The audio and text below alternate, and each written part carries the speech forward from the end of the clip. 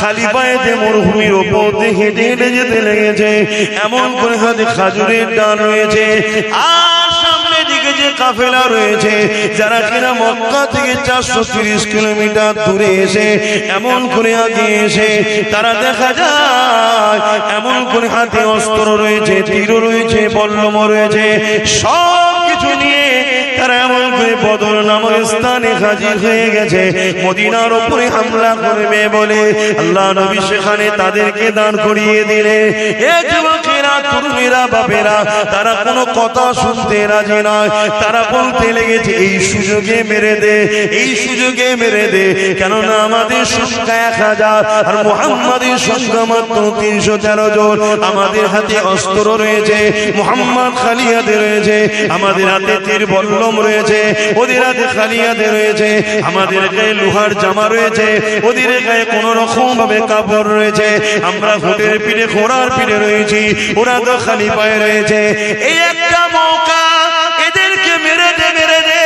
আজও কেউ যদি মনে করে এই একটা মৌকা, সব জায়গায় আমরা, সব জায়গায় ক্ষমতা আমাদের, সব জায়গায় আমরা বসে আছি, সামনে আমরা, পিছনে আমরা, উপরেও আমরা, চারিদিকে আমরা, এই সুযোগে মেরে দেই, সুযোগে দেখেলে তাহলে জালিমদেরকে জানিয়ে দি, মনে রেখে দিও মারনেওয়ালার থেকে বাঁচানেওয়ালা অনেক বড়। আরো জোরে বলুন সুবহান।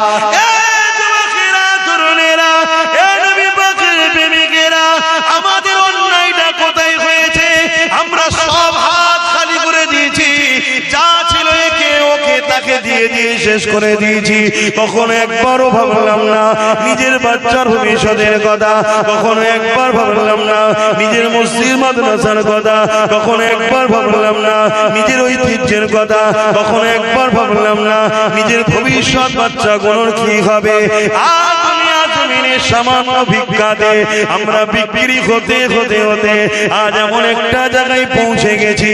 এ যুবকেরা, তরুণীরা, বাবেরা, চতুর্দিক থেকে আমাদেরকে মিটাবার জন্য চেষ্টা শুরু হয়েছে। তারপরও কিন্তু বলে যায় চিন্তার কোনো কারণ নেই, শুধু রোডটা চেঞ্জ করে আমার রাসূলুল্লাহর কদমে নিজেকে জুড়ে দাও। মুস্তাফার গোলামের জন্য হাসবুনাল্লাহু ওয়া নি'মাল ওয়াকিল, আমার আল্লাহ যথেষ্ট। আরো জোরে বলুন সুবহান। নিবার হয় না, না নিবার হয় না, আমি তো ডিউটি পালন করছি বাপ, আল্লাহর কাছে ধরা না পড়ে যায়, ডিউটি পালন করছি, আগেও করেছি আজও করছি, নিবার হয় না, না নিবার হয় না।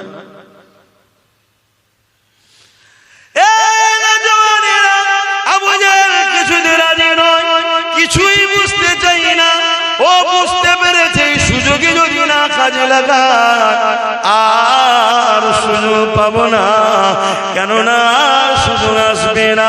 তাই আবু জাহেল রেডি হয়ে গেল, আর আমার রাসূলুল্লাহ আসমানের দিকে মুখটা তুলে বলতে লেগেছে আল্লাহ আপনি যথেষ্ট। এই বলে নবী আমার কাতার সিধে করতে লেগেছে, কাতার সিধে করতে লেগেছে। এ যুবকেরা, তরুণেরা, যেমন একজন সেনা কমান্ডারের কাজ, ওই নেতৃত্ব রাসূল দিয়ে সোজা করতে লেগেছে। ওই কাতার দেখতে দেখতে দেখা যায় ওই কাতারে দুজন ছোট ছোট বাচ্চা রয়েছে, একজনের নাম মাস আর একজনের নাম মুআজ। এই দুটো বাচ্চাকে দেখে আল্লাহ নবী দাঁড়িয়ে গেলে, বাবারা তোমরা এখানে কি করছো বাবা? এটা কোনো খেলা করার মাঠ নয় বাবা, যাও মায়ের কাছে ফিরে যাও বাবা, এ ময়দান থেকে চলে যাও বাবা। জালিমদের আজ কত অস্ত্র শস্ত্র রয়েছে বাবা, তোমার মা বড় কষ্ট পাবে বাবা, ঘরের ছেলে ঘরে ফিরে চলে যাও। বাচ্চা দুটো কাঁদতে শুরু করে দিল, ইয়া রাসূলুল্লাহ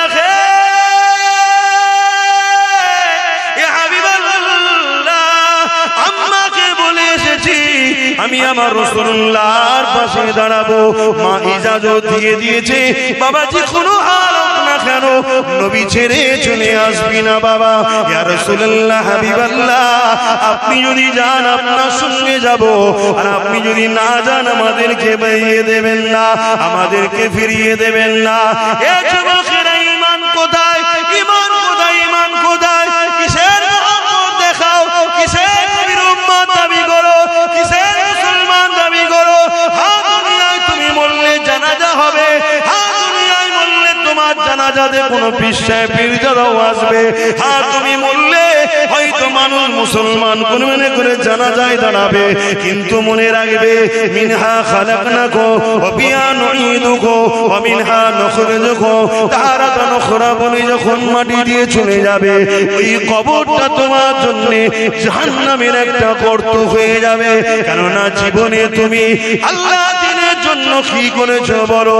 আজকে আমরা সহজ ইসলাম পেয়েছি, সহজে মসজিদ পেয়েছি, সহজে মাদ্রাসা পেয়েছি, সহজে কোরআন পেয়েছি, তাই আজকে আমাদের মসজিদ মাদ্রাসার উপরে দরদ না, আমাদের মসজিদ মাদ্রাসার উপরে কোনো খেয়ালই না। আমাদের খেয়াল হলো বেঈমান, জালিম, অত্যাচারী, কাফের, বদমাই নেতাদের গদি কি করে বাঁচবে, এদিকেই খেয়াল। কষ্ট হয়ে গেল, কিচ্ছু আসবে না, সবাই উঠে চলে যাও, তাও অসুবিধা নেই। মাদ্রাসা কি করে হবে? হবে না তো কি হয়ে যাবে? যদি মাদ্রাসা না হয় আমার অসুবিধা আছে? কথা বলছো না?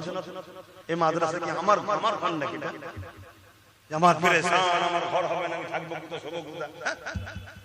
এ তো আল্লাহর দ্বীনের শিক্ষা দিবার ঘর, এ তো রাসূলুল্লাহর ঘর। তা আল্লাহর দ্বীনের শিক্ষা দিবার ঘর আমি করতে পারি, এ তো আল্লাহ করায়, আমার দ্বারা, তোমার দ্বারা, ওর দ্বারা, ওর দ্বারা আল্লাহ করিয়ে নেয়। জোরে বলুন সুবহানাল্লাহ। যার কপাল ভালো হয় সে ফিরে থাকে। এই শুনছেন কি বলছি? আজকে আমাদের ঈমান কোথায়? দুটো ছোট ছোট বাচ্চা, তারা যেতে চাইছে না, উপর দিকে অস্ত্র তরোয়ালে ঝংকার হচ্ছে, একে অপরের তরোয়ালে মারছে, তার একটা আওয়াজ হচ্ছে, মানে ভয় দেখাচ্ছে। কথা বুঝছেন না? আজকে আমাদের ভয় দেখাই না, দেখাই না, কোথায় কিছু নাই, বেরিয়ে পড়েছে এক গাদা নিয়ে দুম দামের আনন্দ করছে, দেখছেন না? কিন্তু যারা ঈমানদার হয় তারা সে ভয় করে। কারণ ঈমানদাররা মায়ের পেটে যখন ছিল তখনও হোসাইন শুনেছে, কোলে কোলে বড় হয়েছে ইমাম হোসাইন শুনে শুনে। জোরে বলুন সুবহানাল্লাহ। কি গো বল, আমরা সব ভয় লাগে না। হ্যাঁ, যাদের ঈমান দুর্বল হয়ে গেছে তারা কি হবে, কি হবে, কি হবে, সব কি হবে, চলো ওদের সঙ্গে না মিশে থাকলে হয়, যা 2-500 পেয়েছি ওই ঠিক আছে, আজকাল মেরে ফেলবে, কোনো দরকার নেই বাবা, এই এর সাথে থাকি হয়তো বেঁচিয়ে দেবে। হ্যাঁ, জানা জীবনে মনে রাখবে, সে জার্সি গরু হোক আর গাই গরু হোক, উজড়ি উজড়ি হয়। কি গো ভুল বললাম নাকি? তুমি যতবার যাই দিয়ে ধো, পরিষ্কার করো, আর করো, রান্না করে যখন দেবে, কি এটা ভাই কথা কিছু মাথায় ঢুকলো আমি কি বলছি? হ্যাঁ, বুঝার হয় বুঝে নাও, না বুঝার হলে আর কি বুঝাবো বল? কোদাল দিয়ে যখন কবরে দিয়ে আসবে ফেরেশতা দিয়ে আল্লাহ বুঝিয়ে দেবে। যা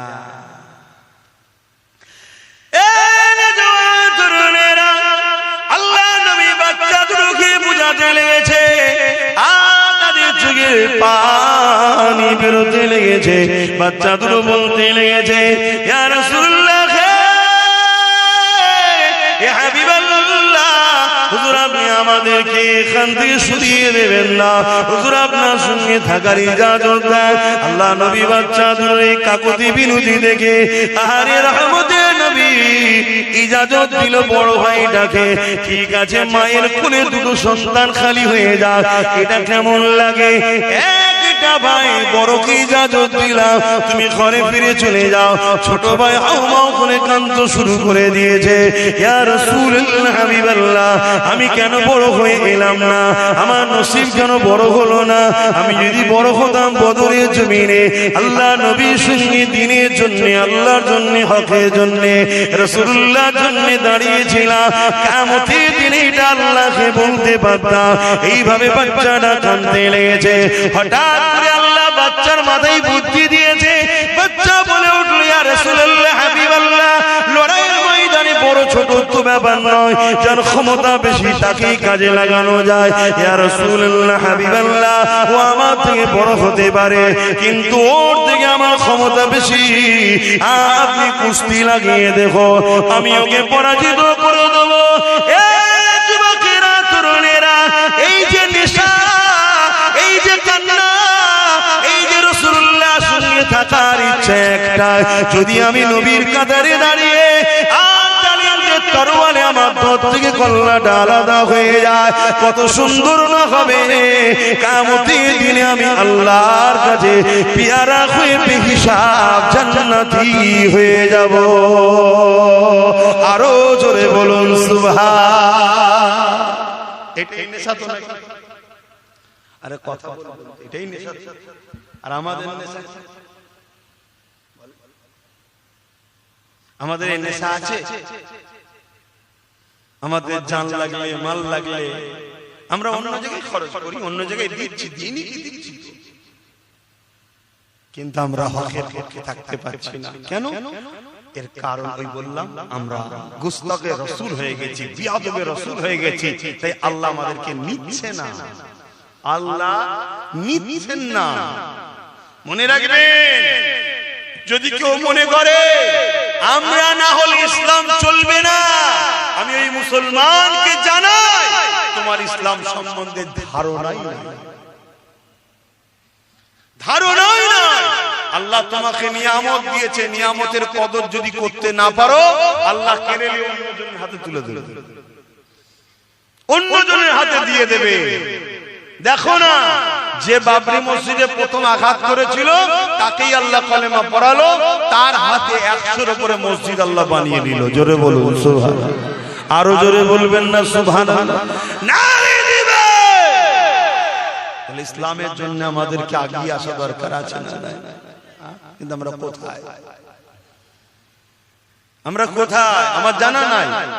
আল্লাহ কারে মাহফিলে তো অনেক মানুষ এসেছে, আমার মনে হয় এর পরও প্রচুর মানুষ এখনো মানে এই দিক আড্ডা দিচ্ছে। না না, আমার মনে হচ্ছে ধারণা। তাহলে বলুন আমরা কোথায়? হযরত মাদার মুআদ দুই ভাই আজ থেকে 1450 বছর আগে আল্লাহর জন্য, রাসূলের জন্য, দ্বীনের জন্য যে সংগ্রাম, যে কুরবান দেখিয়েছিল, আজ আমাকে সেই আলোচনা করতে হচ্ছে। কেননা তিনি আল্লাহর পেয়ারা হয়েছে, তিনারা নবীর পেয়ারা হয়েছে। এ যুবকেরা, তরুণেরা, বাপেরা, দুই ভাইতে কুস্তি লড়াই শুরু হয়ে গেল। ছোট ভাই বড় ভাইকে বলতে লেগেছে, ভাই আপনি তো বড়, আপনার সঙ্গে আমি কি করে পারি? কিন্তু আমার মাথায় এসেছে, আপনি যদি ইচ্ছা করে একটু পরাজিত হয়ে যান, আপনি বড় হিসাবে চান্স পেয়েছেন, আর আমি ক্ষমতা আছে বলে চান্স পেয়ে যাব, আপনিও জান্নাতি হয়ে যাবেন, আমিও জান্নাতি হয়ে যাব। ভাই আপনি কি রাজি? এতে নয়। এ যুবকেরা, তরুণেরা, বাপেরা, কথা মতো কাজ হয়ে গেল। ছোট ভাই যখন বড় ভাইকে আঘাত করলো, হালকা করে টাচ দিল, বড় ভাই জমিনে পড়ে গেল, আর ছোট ভাই বুকের উপরে বসে পড়ল, পরে বলতে লেগেছে, আর রাসূলুল্লাহ, হাবিবাল্লাহ, দেখেন দেখেন আমার ক্ষমতা বেশি, আমি আমার ভাইকে পরাজিত করে দিয়েছি। আল্লাহ নবী মুচকি হাসলেন, কারণ নবী আমার সবই তো বুঝতে পারলেন। আল্লাহ নবী এদের ভালোবাসা দেখে আসমানের দিকে দুহাত তুলে বলতে লেগেছে, আল্লাহ এদের উপরে আমি রাসূলুল্লাহ রাজি হয়ে গেছি, আপনি রাজি হয়ে যান। আমার আল্লাহ আওয়াজ দিয়ে দিলে, হে আমার হাবিব রে, আজ বদরের ময়দানে আপনার পাশে যারা দাঁড়িয়েছে, আমি আল্লাহ তাদের আগে পিছু সমস্ত গুনাহ মাফ করে দিয়ে জান্নাতি ঘোষণা দিলাম। এ যুবকেরা, তরুণেরা, এ নবী পাকের প্রেমিকেরা, অত সহজ নয় গো জান্নাত যাওয়া, অত সহজ নয় গো ঈমান, অত সহজ নয় গো মুহাব্বত বলা। হ্যাঁ, সহজে মুখ দিয়ে বলা যায়, ইয়া রাসূলুল্লাহ আপনাকে ভালোবাসি, ইয়া হাবিবাল্লাহ আপনাকে ভালোবাসি, ইয়া রাসূলুল্লাহ আপনাকে মহব্বত করি, এটা বলা অনেক সহজ ব্যাপার, কিন্তু হাকিকাতে মহব্বত দেখানো অতটা সহজ নয়। আজ আল্লাহ আমাদেরকে পরীক্ষা নিতে শুরু করেছে। এ যুবকেরা, তরুণেরা, সেদিন সাহাবাদের পরীক্ষা ছিল, ওই পরীক্ষাতে সাহাবারা কেমন ভাবে কামিয়াবি হয়েছে। এ যুবকেরা, তরুণেরা, এই বিশাল লড়াই শুরু হয়ে গেল। 3 313 জন তিনাদের সাথে কিছুই ছিল না, তথাপি আল্লাহ নবী নূহ নবীর সাথে সাথ দিল। আল্লাহ পাক ফেরেশতা পাঠিয়ে এই 313 জন অল্প সংখ্যক হাত খালিওয়ালা লোকগুলোকে অস্ত্রধারী জালিমদের কাছে আমার আল্লাহ পাক কামিয়াবি দিয়ে দিয়েছিলেন। আরো জোরে বলুন সুবহান। সেই আল্লাহ আজও আছে না নাই? ক্ষমতা কমে গেছে নাকি? আমি সবাইকে জিজ্ঞেস করছি, পিছনের ভাইয়ের আমার উপরে কিছু বেজার নাকি? একটু সরাসরি দেন, ক্ষমতা আছে না? তাহলে সেই আল্লাহর ভরসায় হকের পক্ষে দাঁড়াতে আমাদের আপত্তি আছে কি গো? আমার দিলে তোমার দিলে নবীর প্রেম ভালোবাসা ভরাতে হবে, জান মাল নবীর রাস্তায় আল্লাহর রাস্তায় কুরবানি করতে হবে, তবেই তো আমরা কামিয়াবি হব, আল্লাহ সাহায্য পাবো। কখনো যদি প্রয়োজন হয় এই কামিয়াবিতে নিজেদের জানমাল কুরবান করতে, আমরা কি পিছপা হয়ে যাব? একটু আল্লাহকে সাক্ষী রেখে বলেন, পারবো তো নাকি? মারহাবা, নারে তাকবীর, নারে দিবে, নারে দিবে। আরে আমি ছোট করে একটু টিপে দেখবো, 20টা লোক বলেন তো দেখি মাদ্রাসা নবীর ঘরে 5000 টাকা দিতে পারবে? দেখি 20টা লোক পারবে কি? মহব্বত তো অনেক আছে বাপ, আমি সবই জানি, কিন্তু পরীক্ষা তো দিতে হয়। যে মাদ্রাসাকে আজ মেটাতে চাইছে, আমি এই মাদ্রাসাকে তৈরি করব, তার জন্য 5000 টাকা দেবো। এখন তাকে এখন না হয় পরে দিয়ে দেবেন, বেশি দেরি করবেন না, কেন কাজ শুরু হবে। বলুন 5000 টাকা 20টা মানুষ, বলুন কে কে দেখি হাত তুলে, দেখি হাতগুলো একটু গুনেলি, একটু হাতটা তুলবেন, গুনবো, হাতটা তুলবেন, একটা লম্বা করে হাত তুলে রাখুন, আমি গুনবো, তবে 20টা হাত গুনবো, গুনে জলসা করবো। এখানে বসে বসে লেখালেখির সিস্টেম নেই। হাতটা তুলুন, 1 2 3 4 আর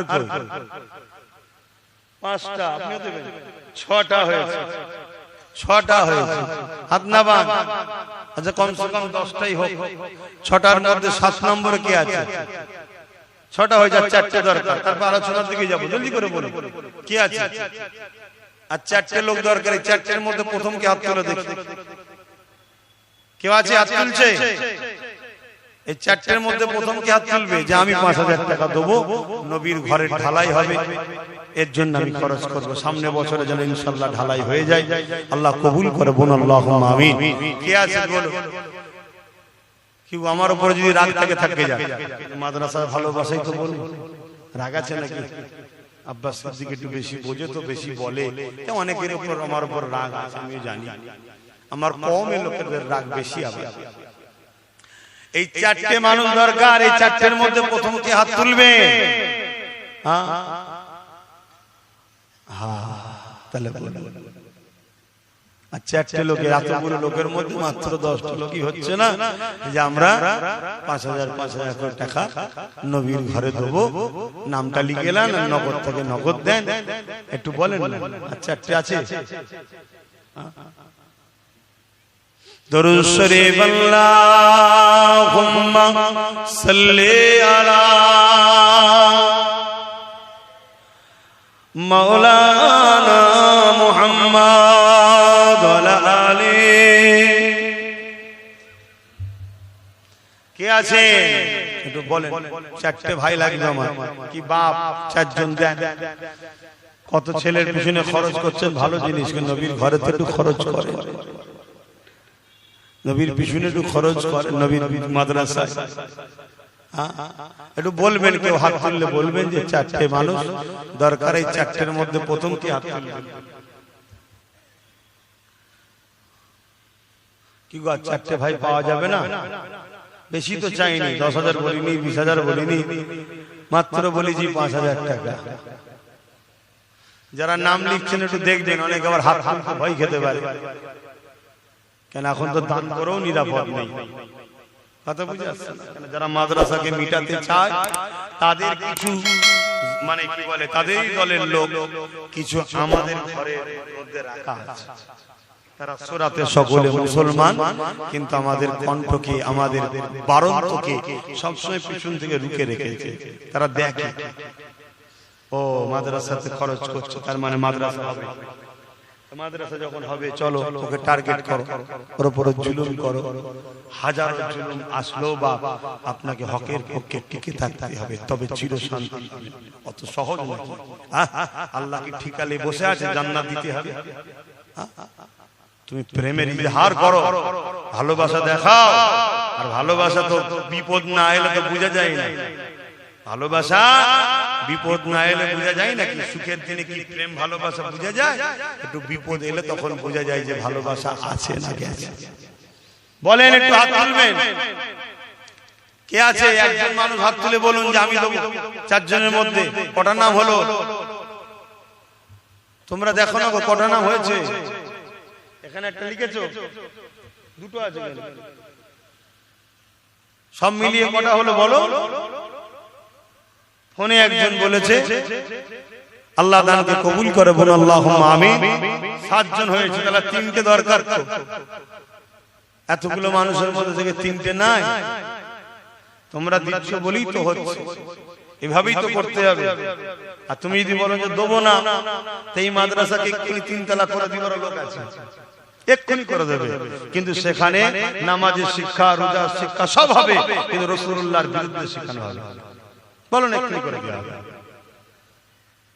কথা কিছু বুঝছেন না, বোঝেন না? ওই গুলো বেরিয়ে দুনিয়া মাই ঘুরে বেড়াবে। তারা সব আলেম উলামা সাধারণ মানুষের কাছে যে নামাজ, রোজা, হজ, যাকাত সব বুঝাবে, শুধু গাছের মূলটা কেটে নেবে, ঈমানটাকে কেটে নেবে। পাতা থাক, ডাল থাক, ফল থাক, সব থাক, ঈমানটা নেবে। কথা কিছু বুঝছেন না, বুঝেন না? ইও চলছে বাবা। ব্রিটেনের মাটির তলায় খ্রিস্টানদের গোপন মাদ্রাসা, তারা কোরআন হাদিসকে রিসার্চ করছে, করে কোন কোন পয়েন্টে মুসলমান শেষ হবে সেসব গুলো বার করছে তারা। আল্লাহ নবী বলেছেন, একটা সময় আসবে আমার উম্মতের উপরে যেমন ক্ষুধার্ত পশুগুলো খাবারের থালির উপরে ঝাঁপিয়ে পড়ে, আমার উম্মতের মধ্যে একদল ক্ষুধার্ত পশুর নাই জালিম অত্যাচারীরা ঝাঁপিয়ে পড়বে। সাহাবা হুজুররা জিজ্ঞেস করলেন, ইয়া রাসূলুল্লাহ, হাবিবাল্লাহ, সেদিন কি আমার ভাইদের সংখ্যা কম হবে, অর্থাৎ উম্মতের? আল্লাহ নবী বললেন, না, সংখ্যা কম হবে না, অনেক হবে। তারপরও তাদের উপরে হামলা হবে। কেন? আল্লাহ নবী বললেন, তাদের মধ্যে দুটো বুড়াই ঢুকে যাবে। একটা বুড়াই হলো তারা দুনিয়াকে লোভে পড়ে যাবে, দুনিয়ার লোভে পড়ে যাবে, দুনিয়ার লোভে পড়ে যাবে। আমাদের মধ্যে চিন্তা হয় 5000 টাকা খরচ হয়ে যাবে, এটা লোভ। দুনিয়ার লোভে পড়ে যাবে। দুনিয়া সামান্য ভিক্ষার জন্য আমরা জালিম অত্যাচারীদের পায়ের তলার জুতো হয়ে গেছি, এই একটা। আর দ্বিতীয় নম্বর হলো তাদের অন্তরে আল্লাহর ভয় সরে গিয়ে দুনিয়ার ভয় ঢুকে যাবে।